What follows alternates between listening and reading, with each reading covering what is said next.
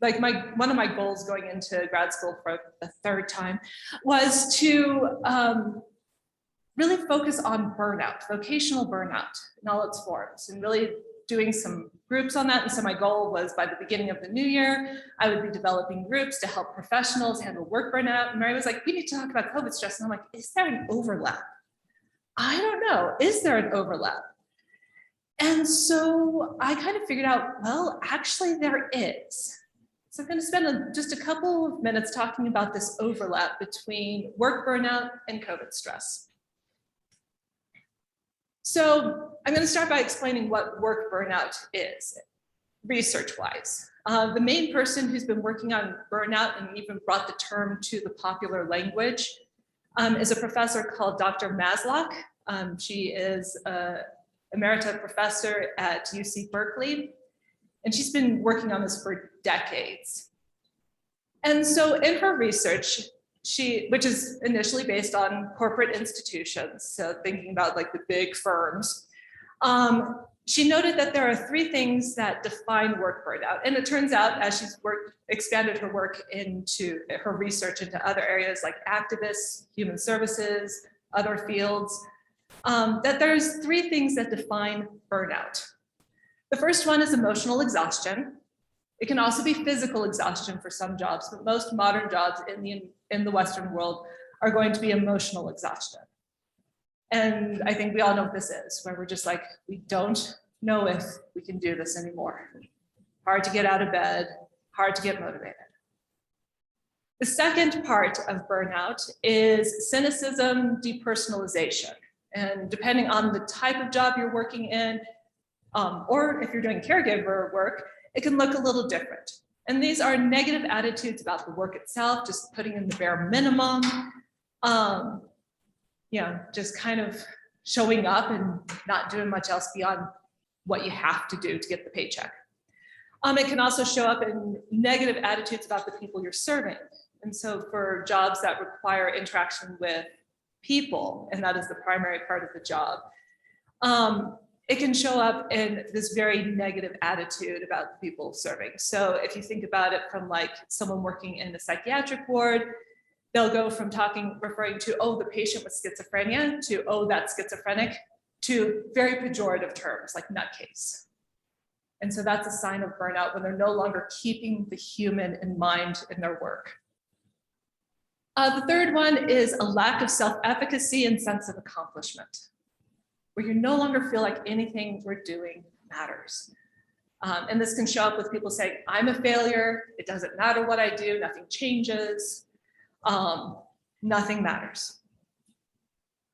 So that's what work burnout is defined as. When it comes to COVID stress, I see a huge amount of overlap. And so if we think about emotional exhaustion, I hope I'm not the only one here. Is anyone else out finding that this last year that they just didn't vacuum hardly at all? That, like 2 social outings in a week was plenty more than enough? Loss of energy. The second one that comes up is I do see a lot of depersonalization, dehumanizing going on. Is that we're no longer seeing people, especially people we disagree with, as fully human. We see them as being foolish, we see them as being stupid or uneducated or dolts, or we vilify them. And there's a lot of this going on. We can't go to, Thanksgiving dinners are going to be strange for the next couple of years because of this. Hold on, I'm going to make sure that my mic's still good. And then in terms of self-efficacy, self-accomplishment, or sense of accomplishment, it feels like we can't win. We can't win with others, no matter what we do, no matter how well we argue our point, whatever, we can't make a change in this environment about masks, vaccinations, social gatherings, how we're gonna do all these things. There's no winning. And then there is the fact that we are how many months in? I mean, I remember talking to one pastor back at the very beginning of COVID, like about March, April, May, somewhere in there. And she was saying, oh, our church, we're just not going to celebrate Easter online. We're going to wait until it's over, thinking it would be like August, a year ago. It's like, is this ever going to end? And so there's no sense of that we're actually moving forward, that things are actually getting better. And so I think there is these long-term stressors like this pandemic looks a lot like burnout in terms of many of the ways that we're responding to it. So I think we've all heard of burnout before, right? This is a pretty common term. And I think we've all been told how to either prevent it or end it. And so kind of now, I just want to open it up to the people here on the floor. What are ways that you have heard things that to do to prevent burnout or to end burnout? Take a vacation.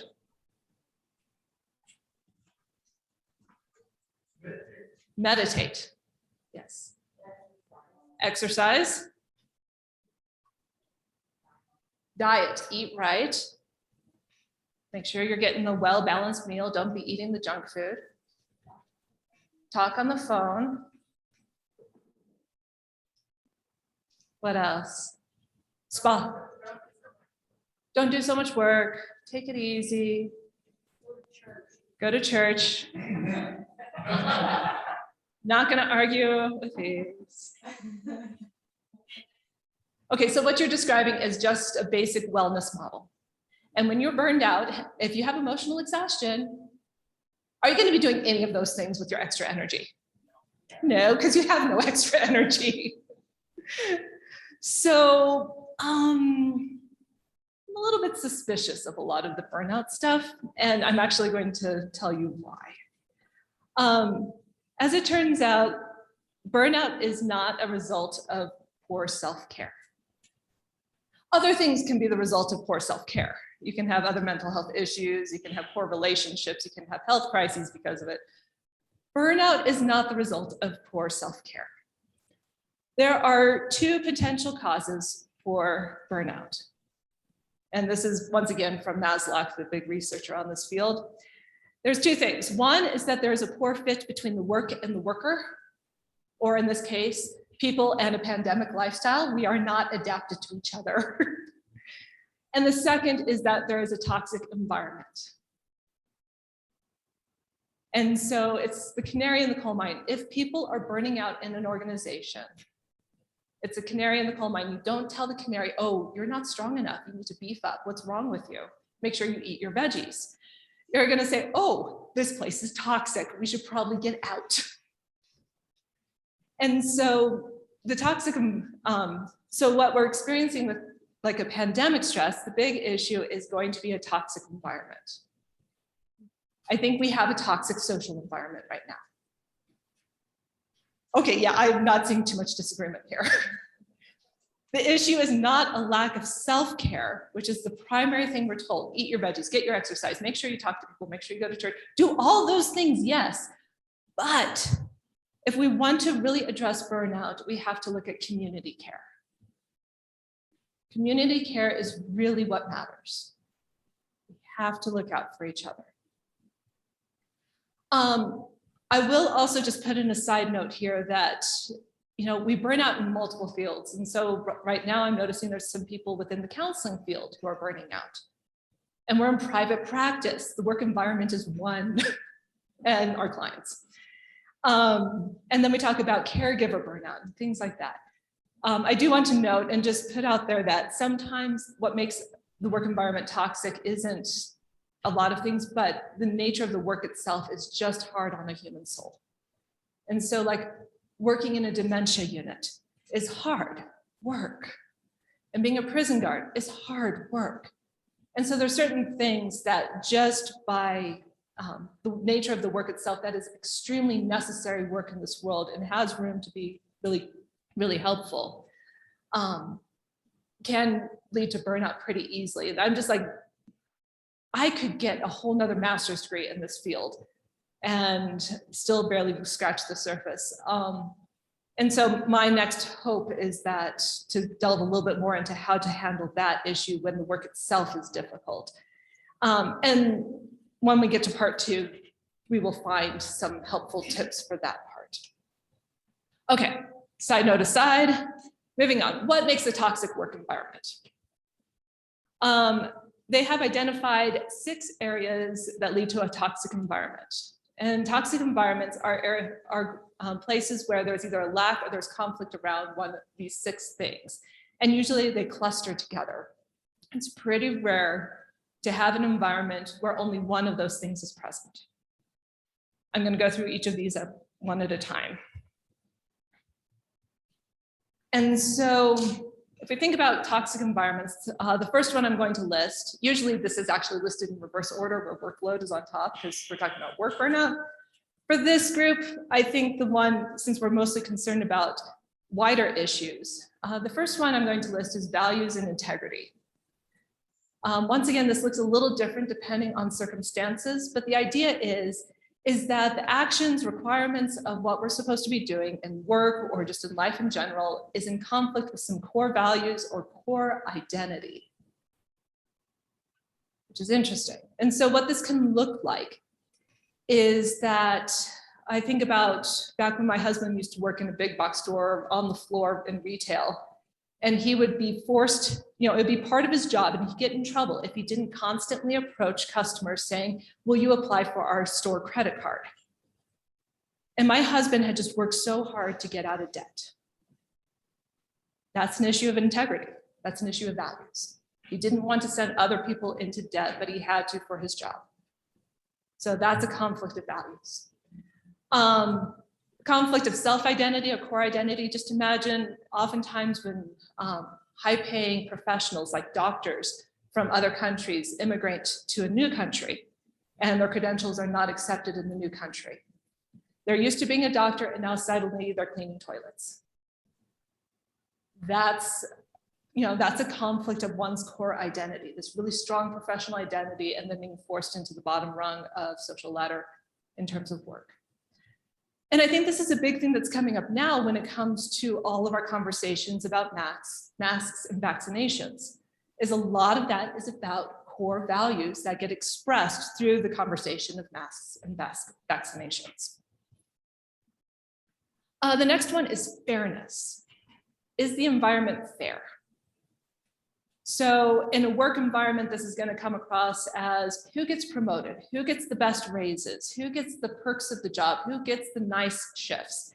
Is it based on performance and work and merit, or is it based on your relationship to the boss? Is it based on race, gender, things like that? We see questions of fairness socially around, well, race has come up a lot in the last year. But we've also seen it in terms of vaccination to work requirements. People will come at the fairness issue from very different perspectives, both sides feeling like it's unfair how things are being decided. Community. Have you ever worked in a place where you were snubbed or bullied? Yeah, that's toxic. I've heard stories of there was one story about working in as a nurse in a ward, and all the other nurses just kind of rolled their eyes at her every time she spoke. That's not healthy. The idea is a healthy environment is a place where you feel like the people you're around have your back. And I've got to say, it's really hard to get that sense right now, anywhere right now. You go to the store, you wonder, do people have my back? Or are we divided on what is appropriate for my health, my benefits, my freedoms, my liberties? A lot of social division. Positive feedback and social recognition, number 4. Is one's hard work noted and honored, or is the only time you get attention given for criticism or you're ignored completely? That's another hard one. That comes up quite a bit. And so a lot of times throughout this pandemic, everyone's just kind of trudging along and nobody's noticing that I did this really, I really went out of my way to try to do something right. Nobody cares, or at least it seems that way. And so let me be the one to tell you right now, you guys are doing great. You really are. I know it doesn't feel that way sometimes. I know sometimes it feels like this is more than you can bear. But you've got this. You showed up today. All of you are wearing pants. I want to compliment you on that. But beyond that, I mean, like, all of you are doing it. You've been able to make it here. You're doing great.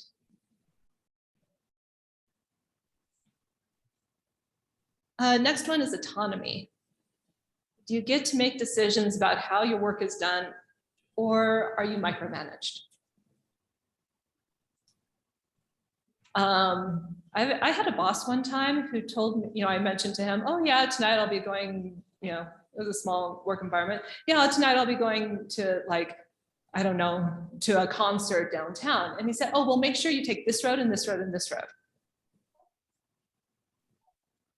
Like, I've lived here for 2 years, kind of know how to get downtown. So, are you being, are your superiors telling you how to manage every step of what you're doing?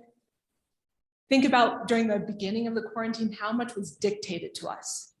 You can't go out, you have to stay home. If you're in this group, you can do this, but if you're in this group, you can't do this. I mean, it was like a lot of restrictions. And I mean, to be fair, there are situations in which that level of micromanaging serves a really good purpose. The military is a prime example. There is very good reason sometimes why this micromanaging is necessary, but it is destructive long-term. It does not do well for the human soul. The last one is workload. And as I said, this is usually the one that's listed first because this is the one that's most apparent and easiest to measure in a work environment. Do you just have too much to do? Is it more than one person can handle? And so being short-staffed, that's happening a lot to a lot of people right now. I mean, you go to almost any fast food restaurant these days and they're short-staffed. You can almost guarantee that they are struggling. It's a major issue in caregiving. Workload is insane if you're a caregiver. There's so much to do. So, any questions or any insights that you have about the toxic environment, the way you see it playing either at work situations, home situations, or socially right now?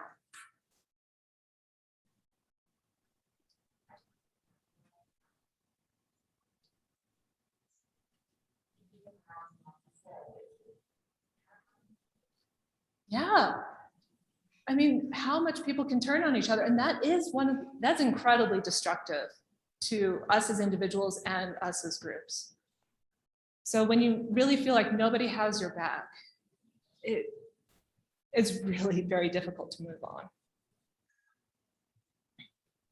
So how to resolve burnout? I think you can understand now why I think that, like, a lot of the self-care model isn't necessarily the most helpful to talk about burnout, though there's elements of truth in it. There are 4 basic ways that I have seen in the literature and actual research on how to resolve burnout. The first one is to adapt the work to better fit the worker, or vice versa. Train up the worker so that they're better able to handle the work.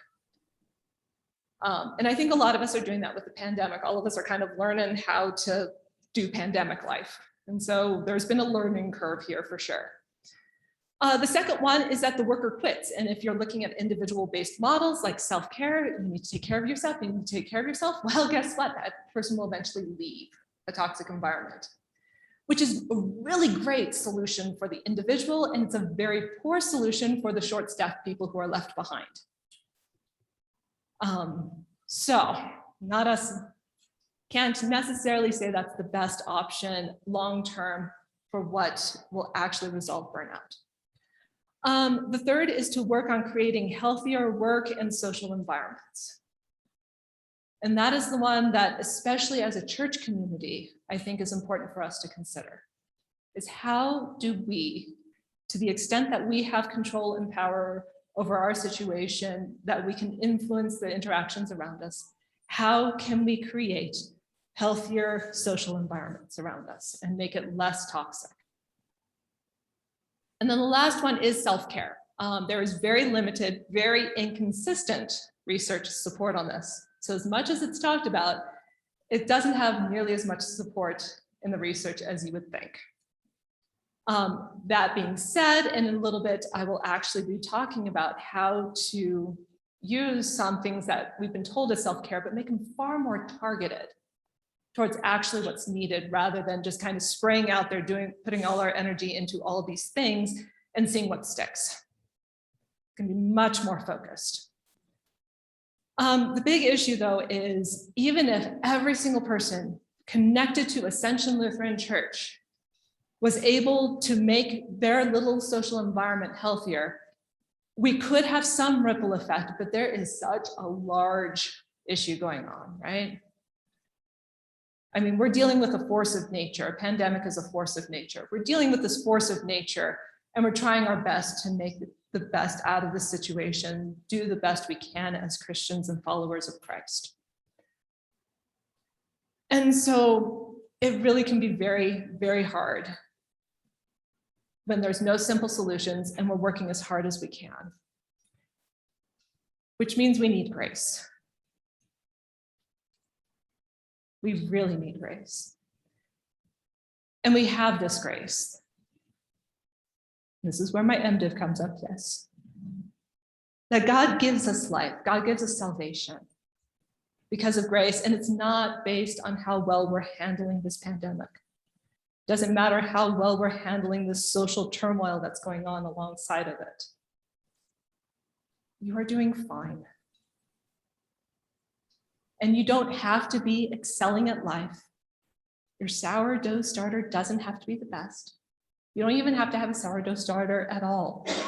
150% is not necessary, no matter what they've been telling you. 110 that they've been pushing us towards all the time, that we have to be living 110% life.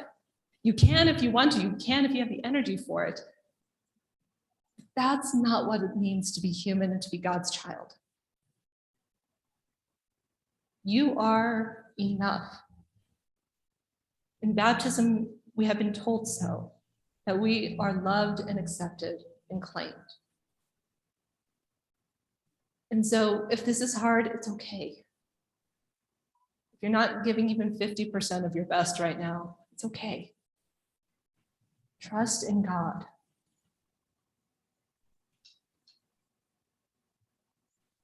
And so ultimately, that's one of my biggest points, is that I want you to take away, is that through all of this that's going on, there's so often pressure that we somehow have to be doing better than we are. And at the end of the day, that is not God's calling. That's something else. And so just relax into the peace and love that Christ has provided you.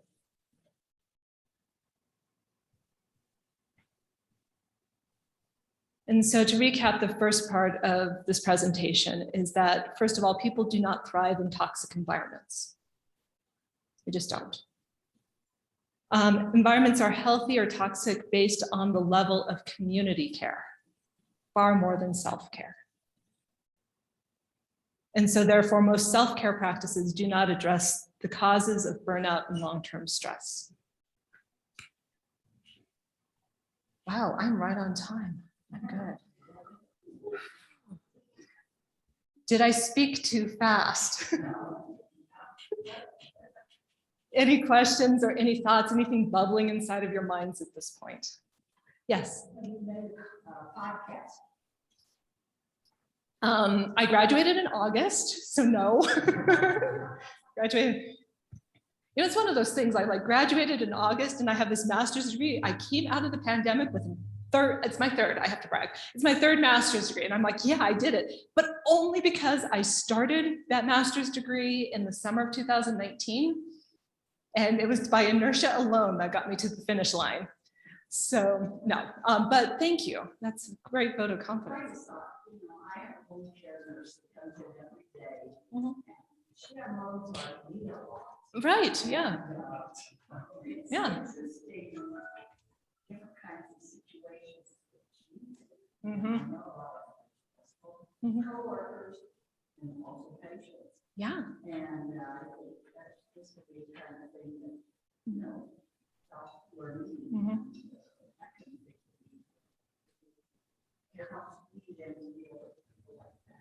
I live in the community. Mm. I live in places. Mm. They are like, where? Mhm. So many of these ideas and the use of people that they will, enjoying whatever the activities that are part of it. Yeah.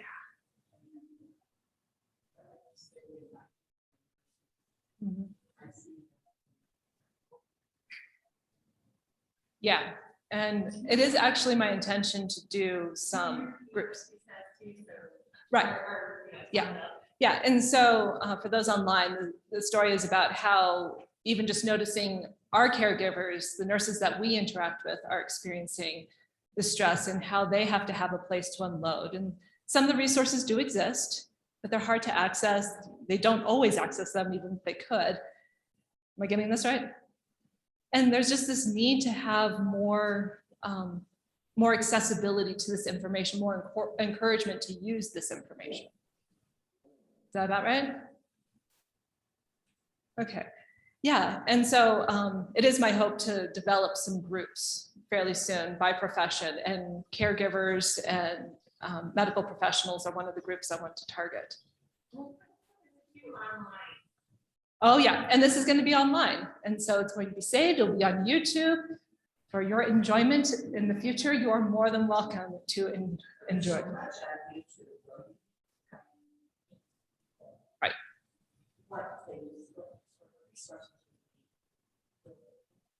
Right. Yes, and we all know that there's a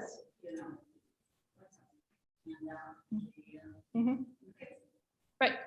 And I actually have a friend who just recently graduated from art school. Him and I are working together on developing some infographics to hand out to people on some of this information. So it'll be kind of cool. Okay. Are we ready to move on to part 2, or is there more bubbling inside there and I should go back? Okay, part 2. Yes.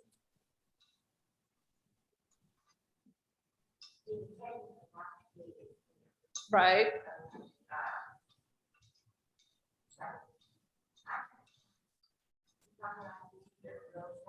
Mm-hmm. Right. Mm.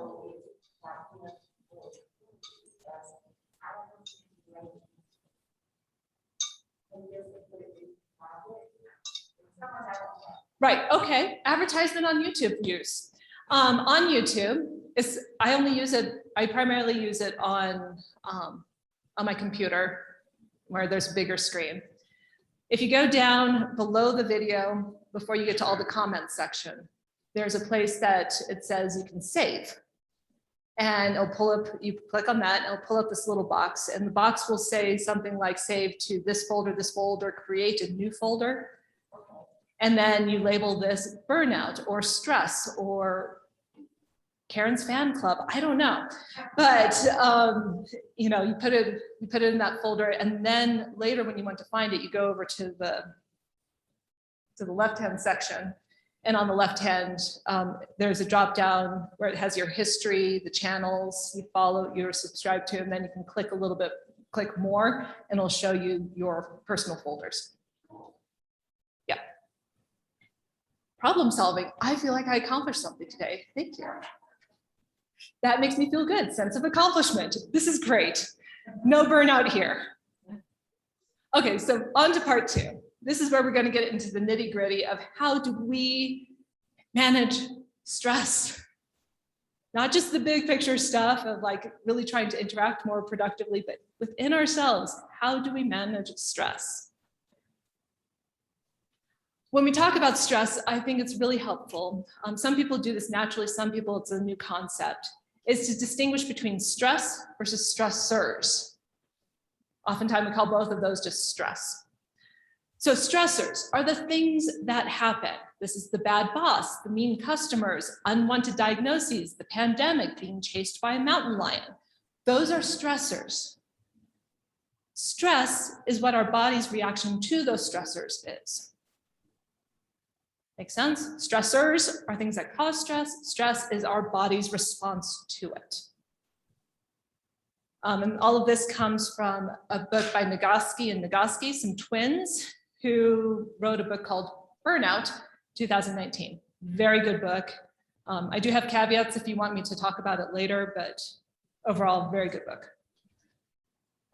Need to get a different, I'm going to need to get my artist friend to help me with this one. The body's response to stress. The body's response to stress. Option one, what happens when our body responds to stress? Is we have, ignore the top line, that's the part that I need to change, is we have a perceived or real threat or stressor in our world. The mountain lion is coming towards us. Our body unleashes these stress hormones. The most common one they talk about is adrenaline. The second most common one, and probably even more important for us to know about, is cortisol. Heard of cortisol? Cortisol is not something you want in your system very long. And a whole bunch of others. I mean, we get flooded with all sorts of stress hormones very quickly. And that leads our nervous system to say, oh, we need to do something. And without the front thinking part of our brain taking over, before any of that happens, our nervous system responds, and responds with fight, flight, freeze, and extra credit to anyone who can name the fourth. Ooh, fight, flight, freeze, fawn. And fawn actually has several different categories. And so tend and befriend, collapse and submit. We don't really have a lot of control over this. Our nervous system just takes over and says, you are going to go into fight mode. You are going to go into flight mode. You are going to freeze. You're going to try to look cute and be nice and playful and cute so they don't hurt you. If you've ever seen like dogs playing with each other, like a mature dog and a cute little puppy, puppies do fawning a lot.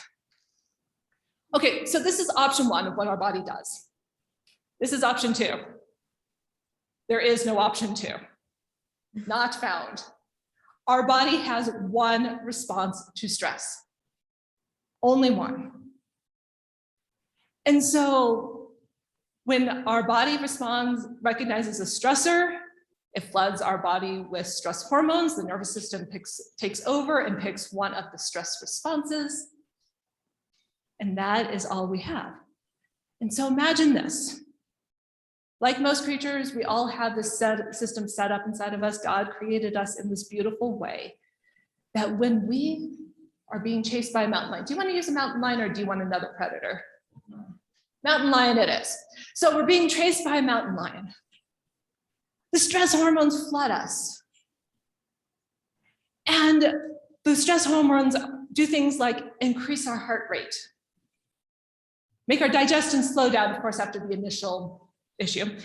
Our breathing increases, our muscles tense up, our attention becomes alert. Some people even notice that their vision becomes like tunnel vision. Memory shifts so that we forget everything of our past previous experiences. We forget all about the conflict resolution stuff we have learned in trainings. And we just focus on the immediate danger. Our immune functioning shifts. And all of this happens within a split second. And so there's this mountain lion, and we start running, and we start running. And we run to the village because our nervous system decided to do the flight response. We're running away, we're running away. We run into our village, we slam the door to our hut behind us. All of the people around us surround us, say, are you okay? And they go out and they stab at the mountain lion, and we have mountain lion stew. We have this huge feast, and it's beautiful. This is what our nervous system wants. This is the whole purpose of having this nervous response. This is what the stress cycle is all about. It's so that we can do that whole thing. And I will say that when it comes to freeze, you guys have heard of the freeze response, where you just play dead. If you ever find yourself coming out of the freeze response, your response will be a little strange. You'll start shivering and shaking, or you'll start giggling or sobbing uncontrollably. You'll feel like you're going nuts. And that's actually a normal response, just throwing that out there. That's perfectly normal. That's a healthy way to come out of a freeze response, because it didn't get it out of its system by either fighting or fleeing. So, okay, but yeah, this is what happens. This is what our bodies are prepped for. And so this is really, really good for running away from lions and tigers and bears. So very good for that. Tends to be actually pretty good for dealing with muggers as well. It's not too bad dealing with bad drivers. Can be somewhat helpful there. The stress response, the fight, flight, freeze responses are not so good for deadlines. Not all that great for being called into the principal's office. Definitely not helpful for political debates, because all of the blood flow is going to the back part of our brain, whereas we need it in the front part of our brain where we form logical thought, reasoning, and coherent arguments, and actually can engage in compassion. It's really bad for waiting on health screenings. It's not so good for dealing with mean customers. It's in fact really not good for like 99% of modern life. It's horrible for quarantining. It's horrible for staying away from loved ones. It's horrible for caregiving stress. It's just not helpful. So completing the stress cycle, as I said, it's the body's stress response meant for escaping predators and physical harm. And those stress hormones and chemicals stay in the body until released physically. Cortisol being a really scary one for long-term things. If your heart rate is constantly elevated, if your immune functioning is constantly shifted, if your breathing is constantly faster than it should be, this is not good. This is why stress causes physical ailments. And so since it was made to be in our body to help us physically escape, the best way to manage and complete the stress cycle is exercise. I told you the self-care thing would be more targeted and more honed in. I keep on wondering, like, if you've ever done like yoga or certain types of things, they talk about setting your intention before you start. Have you ever heard of that? Where you say, I'm going to focus on this. It's like having a prayer intention. In fact, that's the way I tend to use it, is that you say, I'm going to focus on this stressful thing, and God and I are going to Zumba our hearts out for this hour to manage it. I'm a big believer in setting an intention, but I cannot honestly say I've seen any research to support it. So take it for what you will. So ways to complete the stress cycle. As I said, number one is exercise, ones that increase your heart rate, get you sweating. 20 to 60 minutes every day you have stress. How many of you have a stress-free day ever? 20 to 60 minutes a day it is. But there's other things that can also help, because let's be realistic. When we were in our 20s, exercising daily was very realistic. For a variety of reasons, it may not be so much so now. And so either we can't, we shouldn't, or we won't. There are some people who just won't. I practiced this presentation on my sister, and she said she felt called out. So 20 to 60 minutes a day, best way to do it. Other ways to do it, that positive social interaction. And this could be as simple as just like being friendly to the people in the checkout lane, saying hi to neighbors, just generally communicating to your nervous system through other people's reactions that things are safe. Laughter, great one. Affection, really good one, so long as the person you're being affectionate with is safe. Do want to make that clear. But a 30-second hug, and I love this in the literature, they're very clear. Stand on your own 2 feet, support your weight on your own 2 feet, and then embrace. Makes all the difference in the world if you're not like leaning into each other. A 6-second kiss, once again, choose your person responsibly. Tear jerkers. Watching something that will just make you sob. Feel good movies or sappy movies or sad movies, whatever. Crying is great. Creative expression, something where you're engaged in creatively making something. Box breathing. Who here knows what box breathing is? Okay, you probably know what box breathing is. You probably just haven't heard it called that. It's where you breathe in for the count of 4, hold for the count of 4, breathe out for the count of 4, hold for the count of 4. And you repeat that for about half a minute. That between the counting in your mind and controlled breathing, that helps regulate your system pretty easily.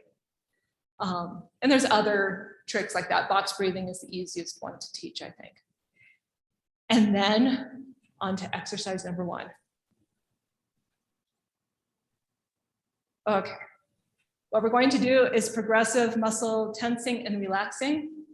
And I will tell you that this feels differently if you're standing up, if you're sitting down, if you're laying down, whatever position you're in. And so certain muscles are easier to tense and relax than others. We're going to do this together in just a minute, starting from our toes, going all the way up to our head. The thing is that this should never cause you pain. If any area of you, this is going to be painful, skip it. If almost all of this is going to cause your body pain, just chill and make fun, or just actually don't watch us because that's not fair.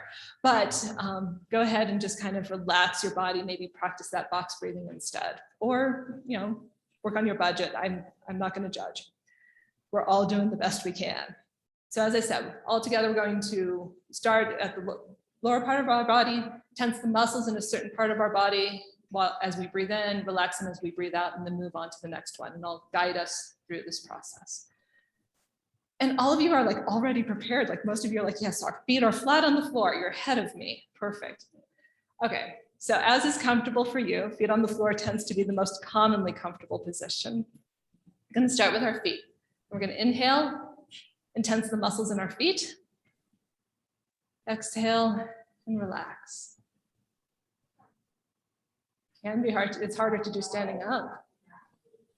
Now we're going to move up to the calves and shins, maybe a little up to the knees.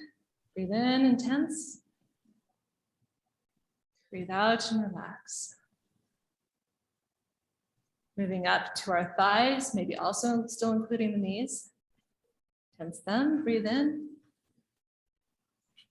And breathe out. And now to the seat. Breathe in and tense. And breathe out. Now to the abdominal muscles. Tense, breathe in. Relax and breathe out. We're just going to skip now to our hands. Breathe in and tense. Breathe out, relax. Now the lower arms, best that you can, tense. And out. Upper arms into the shoulders. Out. Get the back muscles in now. Out. Neck and jaw. Maybe shoulders.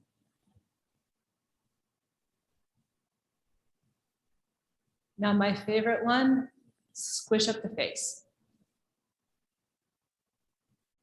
And relax.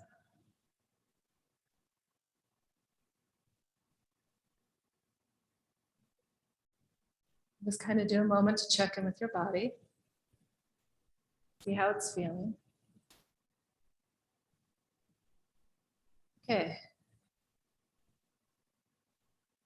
How was that for you? Did it work? Did it not work? What would you change?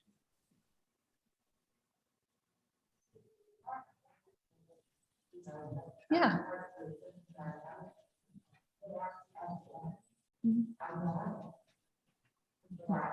Right. Yeah. And so, yeah, it can be a little hard to just tense certain muscle groups and not tense wider range. And yet, even though I mean, you're not getting graded on this, of course, but even though you try and couldn't do it quite right, you still found at the end that it did relax you and you ended up yawning. Yeah. Yeah. What else? How else was this for you all?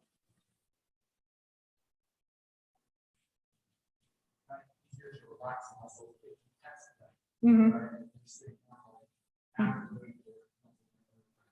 Yeah. Yeah, and so it's easier to relax muscles if you first intentionally tense them. And if you're stressed, it's easier then to relax them to a lower level than before, is likely. Pro tip, I also like to do this kind of muscle relaxation, either saying the Lord's Prayer for each one, and on the exhale, just not saying anything, or saying a favorite Bible verse mantra each time, a short Bible verse. Breathe in, say the Bible verse, and then relax and just let it be. So, pro tip. Okay. Oh my gosh, I think we have time to finish this. We're going to get through all of it. I'm so excited. So, the last thing that we can do that I think is very helpful is talk about managing our goals and expectations. So when you see this picture of lots of red brake lights and a red light, what's your initial reaction to this? Stress. Yeah, this is not a calming picture. It's like, relax. So when we think about expectations and managing our expectations, there's three things to think about, dividing it up. We have a goal, whether we realize it or not, we have a goal. We have an understanding of how much effort we think we need to put into our effort to get to that goal. And then we monitor how much progress we're making getting to that goal. Make sense? So we have a goal. We think it should be like, should take this amount of effort, and we expect to be making this much progress. If we find that it is taking more effort or the progress isn't happening like we think it should, we have stress. So I want to put all of us back into late March 2020. And imagine with me in that environment as we remember it, this scenario. Imagine this. You're about to make food, and you realize that you need flour and you have no flour left in the household. Everyone with me so far? Okay, we are mature adults, we can handle this. So the grocery store is 1 mile, 2 miles away. We can go to the grocery store, pick up the flour, spend about $5, be back home in 15 minutes, not be all that late and behind on making our food. Right? So, goal, getting flour. Expectation of effort and progress, it should be done within about 15 minutes and it should cost about $5. Okay, March 2020 though, late March 2020, we need flour. We get in the car, we drive down the highway or drive down the road a little bit, realize we don't have a mask with us. We turn around, go back to the house, get a mask, get back in the car. We get to the grocery store and there is a line with 6 feet in between each person. We're supposed to stand on the little markers and we're waiting and we're waiting and we're waiting. We finally get in the store. We get in the store and then we make a beeline for the aisle with the flour and the baking goods. And we get there and we start walking down it and then we realize the arrows are pointing the wrong way.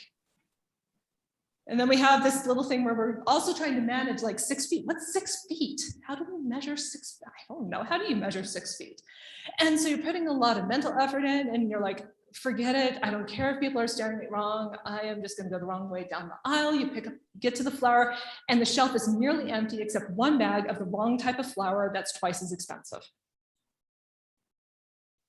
You're all remembering these days. Pick up the flour anyways, good enough. Okay, we can handle it. You go to the checkout clerk, you're halfway down the stationery aisle, waiting in line to check out. You finally check out, you have a few problems with the chip reader because there's been too much goop put on the screen. And finally get out, you get to your car, you get home in 45 minutes and you forgot eggs. So, goal. Effort, progress, all frustrated. This is when I call my toddler moments. And I'm very good at my toddler moments, if I may brag. So, there we go. So what do? How do we handle frustrated expectations? I'd like to offer 3 options. The first one is planful problem solving. This is how you make sure that things are going to run as smooth as they possibly can, put everything in control as you can. For those of you with purses today, you know who are the planful problem solvers, and we can measure this by weight of our purses. How much do we contain? This is like putting the masks, extra masks in our car. For those who have ever traveled with children, it's bringing the extra busy toys. These are the things we do to help with this. And so planful problem solving is just saying, okay, I know this is likely. I know that we're in a new era where all of a sudden we have to wear masks. I'm just going to think ahead and keep a mask in a place that can always go with me. That's planful problem solving. It's kind of thinking ahead, what are the likely things that are likely going to interfere with me being able to accomplish my goal? The second one is positive reappraisal. This one I like. This is seeing things as an opportunity. How many of you here are optimists? Got 3.5 optimists here. Okay. You can tune out.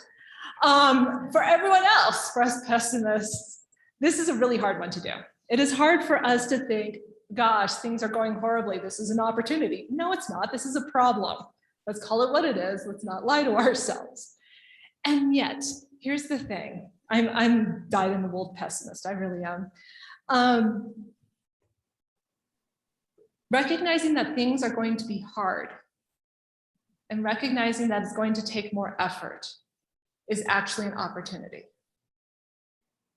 If you think about the difference, if you're going to go to see a professional, let's say professional carpenter, and you have this young guy who's like, oh yeah, that'll be easy. It'll be no problem. I can do it in a day. And you have a seasoned professional going, ooh, that's going to be a tricky job. And it'll take me a little bit of work and give me a little bit of time to figure this out. Which one are you going to trust to do a better job? No, yeah, this one, the more seasoned professional is the one you trust. The person that understands that more effort, more thinking through, more effort leads to better results. That's what I'm talking about. Is positive reappraisal is saying, okay, so it's not as easy as I thought it was, but we can have a better result with more effort. This is also, yeah, I'll go ahead and tell the story. So back in my early days of being young and in love with my husband, we've been married for like 15 years at that point. We were, actually, it wasn't quite that long. It was earlier in our marriage than that. We were living, I was in seminary, we were in the Berkeley area, and we were going to take public transportation to get to Chinatown to spend a day out together. Goal, have a lovely day out with the husband. Should just get on the BART, take 20 minutes, cost this much, have a lovely day, come back home, be fine. And if any of you have traveled in the San Francisco Bay Area and used their rapid transit train system, trains catch fire and there are earthquakes that interfere with the lines. And so one of those two happened that day. I don't remember which one. And so I was young, I was in love. And so we were delayed. It was going to be an extra hour before the trains would start moving again. And positive reappraisal, as I said, young, stupid, in love, as opposed to old, stupid, and in love. I was like, it's really okay. Like the BART guy was like handing out freebies or something to try to pacify everybody. I'm like, it's okay. We have the whole day together and I'm with the love of my life. It's fine. I can have fun with him here as much as I could in Chinatown. It's fine. Positive reappraisal. Easier to do when you're optimist or in love. So positive reappraisal is a great one. The third one is redefining winning. What is winning? And so I think kind of the example I just gave falls into that category. The greatest example I can think of came from that book, Burnout, I mentioned earlier, where one of the authors is actually a choir director, and they were doing a professional recording. And the recording you do a professional recording and you know that you've heard stories. You record for like 3 bars and have to repeat those 3 bars over and over again until it's perfect. And so Tony in the sound booth was sitting there to the choir going, really good take. You guys hit the notes really well, but can we do it this time with a little bit more color? And like all of them were like bearing darts at this Tony guy in the sound booth going, we lost color the 30th time we sang this. We're now on the 501st time. There's no color left. And so Goal was frustrated. They were just getting frustrated. It wasn't working. And so what they decided to do instead was they got together and they said, okay, we have to redefine what we're doing here, because obviously achieving perfection every single time, that's just wearing on us. And so instead they said, what if our whole purpose today is to give Tony the sound booth guy joy? Much more achievable. You can measure it a lot easier, a lot more fun. And so they sang those 3 bars again. And then they turned to Tony and they said, Tony, did that give you joy? And he said, yeah, it did. And so this was going to be my final exercise, but we are at time for my watch, is to think about a time that you recently experienced where you were frustrated in a goal. Mine was earlier this week when I went to get a flu shot and had to go through 3 different places to find somewhere that would accept my insurance and allow me to do it that day. So, redefine winning. What is a goal? And I really want to encourage you to go back to our earlier part where we were talking about what is it that leads to winning in a way that is community care oriented rather than self-care oriented. What are ways that we can redefine some of these frustrated goals in a way that we say, okay, so it took me 3 times to find somewhere to get my flu shot, but was there some way I could make positive social interactions where I could lead to a healthier environment around me in the process? So even if it did take me longer to get the flu shot, the real primary goal was to somehow create a better environment. And I will not tell you whether or not I achieved that goal. But is there a way we can redefine this in a way that we can say, this is, as Christians, is what we're called to be, even if our immediate goal is frustrated? So, conclusion. Social environment matters for stress and burnout. Self-care is not as important as community care. Grace is even more important than that. The body recovers from stress through physical activity and social engagement. And we can reduce the potential for stress by managing our goals, managing effort, and/or managing our preparation. So that is it. So thank you so much for inviting me. It has been so much fun being here. Thank you.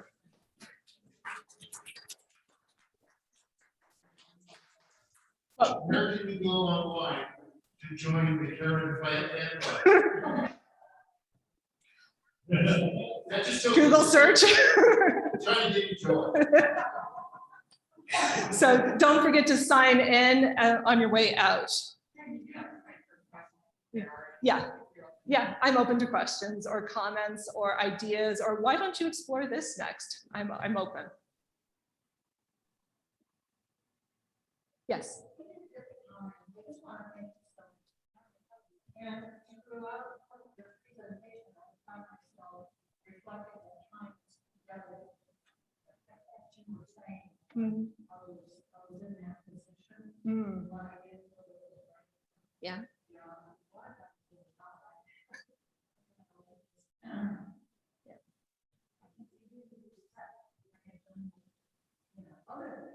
Yeah, it's like now that you have tools, you're like, you can see how this could come up in your life. And so, yeah, I'm glad to hear that this touched on your actual lived experiences and provided you ways of seeing alternative ways of being next time it comes up, because it will come up. Yes.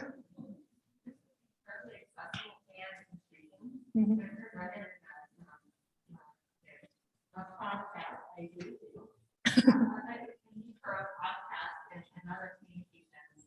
So yeah, thank you. It's thought-provoking. Thank you. Thank you. Thank you so much.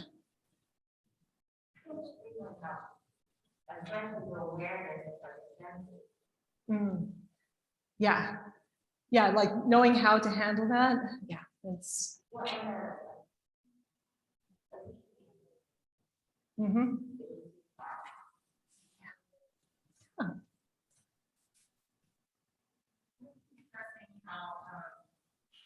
Keep our minds brave some of those ways of thinking. Mhm. But it sometimes takes that habit of like exercise Mhm. until it becomes the habit that actually does that. Right. Part of the exercise. Yes, yeah, until you're in the habit of doing something like this regularly, daily, hopefully, to really let go of some of this. You're like, well, will this make a difference? Or it worked once, but it didn't work the second time. Of course, that's pretty typical. You don't get equal results each time. Yep. Yeah. No, you guys are a fun group to speak to as well. I'm loving it. Thank you so much. Thank you.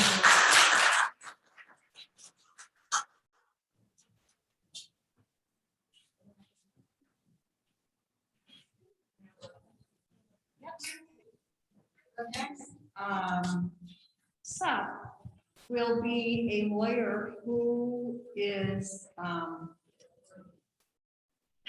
who works with taxes, estates, and planning your life, estates, your trusts, your whatever.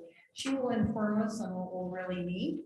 And she was recommended by somebody that really thought that his family benefited from her talents. So we hope to do that next week, or she's agreed to do that next time. And then in December, we're going to have a talk on cybersecurity. And that is going to be actually Bill Ann, who's a member of our congregation. And he is very, very knowledgeable in that aspect. So we feel we have like Karen, knowledgeable, and we have a lawyer who's going to be knowledgeable, as well as Bill Ann. So we look forward to having you all at these meetings and bring somebody with you when you come. Hopefully we'll be able to have lunch. Please join us. Thank you so